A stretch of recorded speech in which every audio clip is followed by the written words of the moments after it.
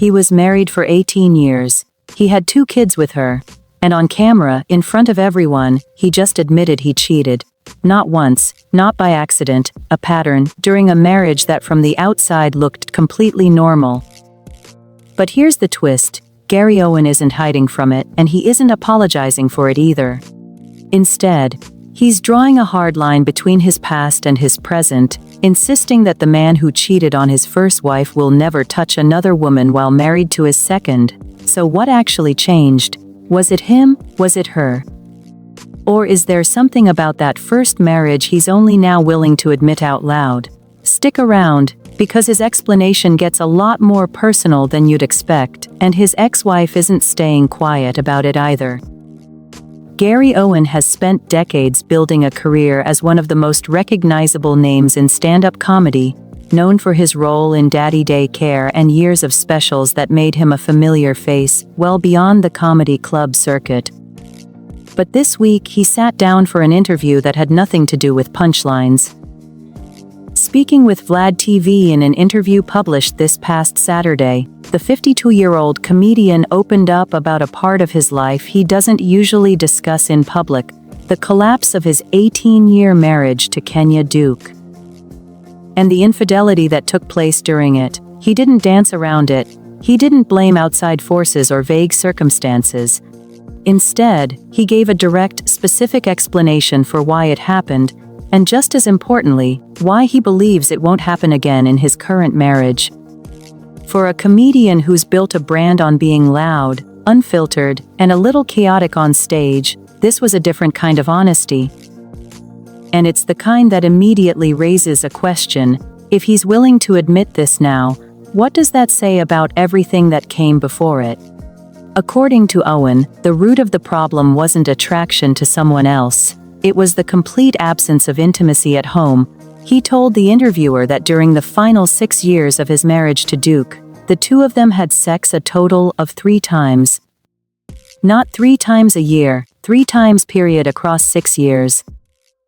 And he was clear that this wasn't a sudden dry spell. He said the disconnect went back even further than that, describing the two of them as never really being in that part of their relationship. In his telling, the cheating wasn't something that came out of nowhere. It was the result of years of quietly living side by side with someone he no longer felt close to in that way. It's worth pausing here, because this is his account, his framing of what went wrong. And it's a version of events that puts a lot of the responsibility on the state of the marriage itself, rather than purely on his own choices. Whether that's the full picture or a convenient way to explain it is something we'll come back to, especially once you hear how his ex-wife responded. But according to Owen, once that connection disappears, something else starts to take its place. That something else, according to Owen, is basically a business partnership wearing the costume of a marriage. He put it bluntly, if you're not sleeping with your spouse, you're not really spouses anymore, you're roommates. 2 people sharing a house, a schedule, maybe even kids, but without the thing that actually makes a marriage different from any other living arrangement.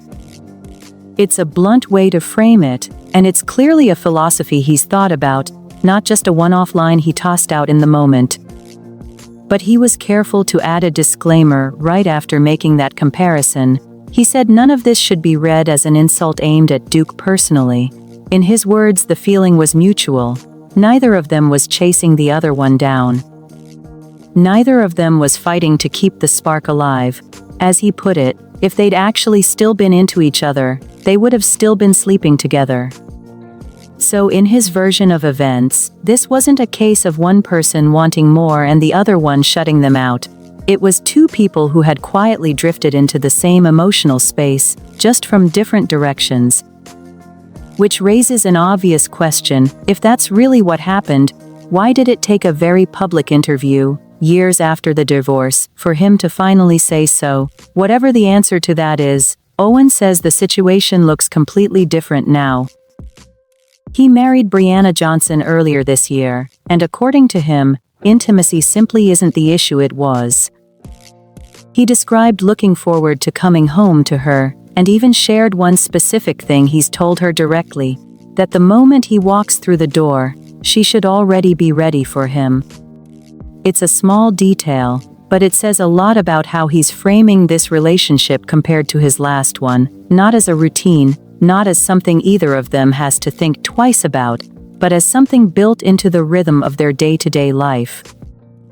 And that's really the core of his argument for why he believes he won't repeat the past.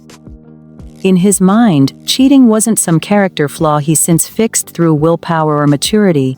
It was a symptom of a specific kind of emptiness in his first marriage. Fill that gap, and according to him, the temptation just isn't there anymore. It's a tidy explanation. Whether it holds up as a real reason or works better as a justification is exactly the kind of thing that tends to get tested once real life, and everything that comes with a young family, gets involved.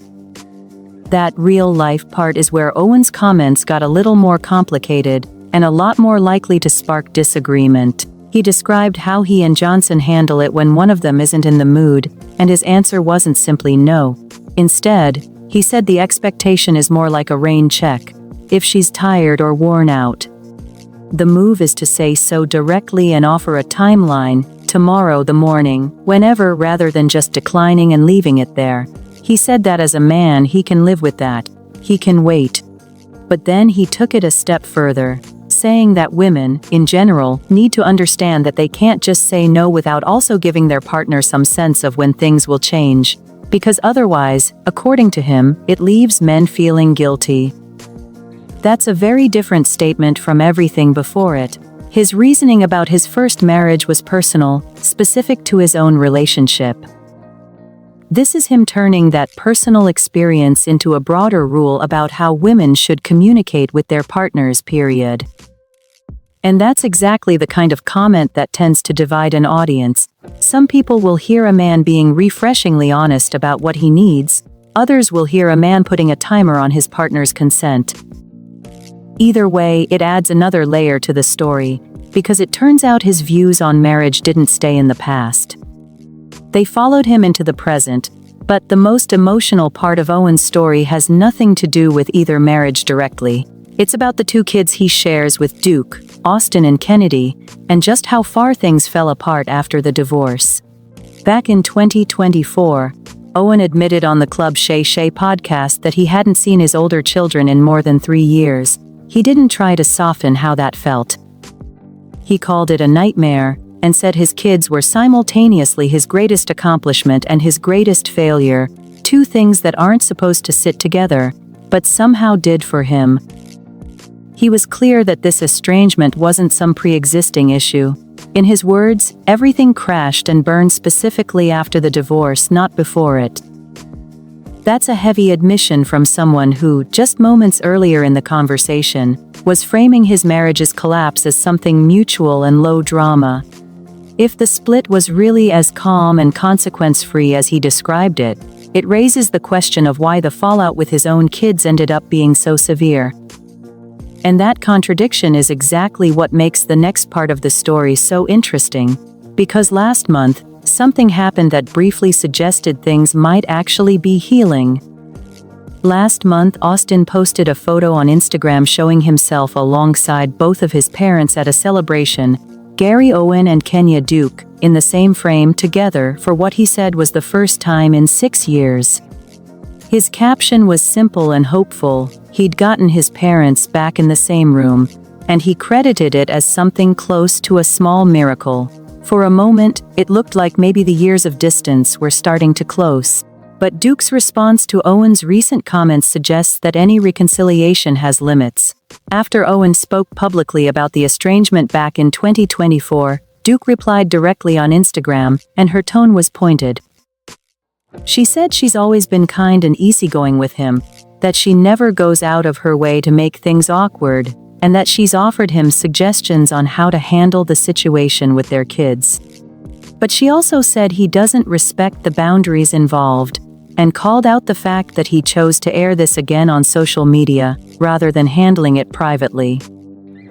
Her final line was almost weary. She said she doesn't know what else she can do to help him.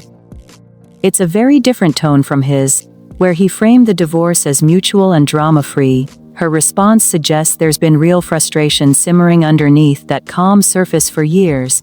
So where does that leave the story?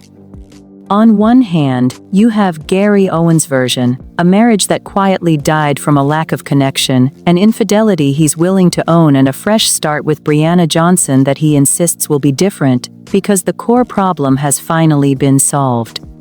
On the other hand, you have Kenya Duke's version, someone who says she's tried repeatedly to keep things civil and cooperative, only to watch him bring up painful family issues in public, again and again, without her actually addressing them the way she suggested.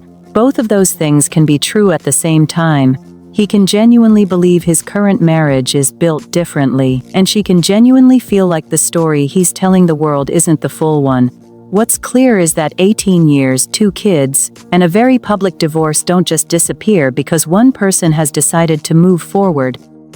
Somewhere between his explanation and her response is probably the more complicated truth, and if his son's photo last month proved anything, it's that even after everything, the people in this story are still trying, in their own ways, to find a way back to each other.